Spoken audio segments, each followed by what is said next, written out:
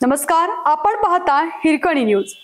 Hirkani news प्रत्येक क्षण ताज्या घडामोडी आणि महत्त्वाच्या प्रत्येक बातमीसाठी नेहमी तत्पर।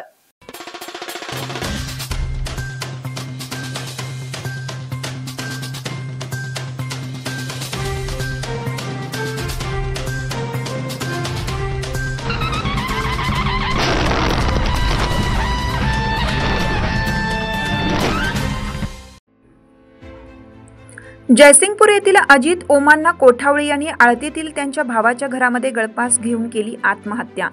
राधानगरी येथे कृषी अधिकारी असलेले अजित ओमांना कोठावळे वय 50 सध्या राहणार शिरोळ रोड आश्रय हॉटेलच्या पाठीमागे जयसिंगपूर यांनी आळते तालुका हातकणंगले येथे भावाच्या घरी पंख्याला बेडशीट बांधून गळफास घेऊन आत्महत्या केली।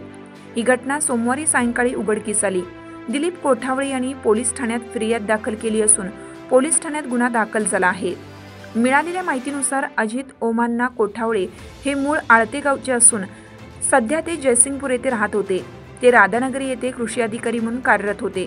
ते नेहमी आजारी असल्याने आजारपणाला कंटाळून त्यांनी सोमवारी सायंकाळी आळते येथील मूळ गावी भाऊ दिलीप कोठावळे यांच्या घरी बेडरूममध्ये गळफास घेऊन आत्महत्या केल्याचे उघड झाले।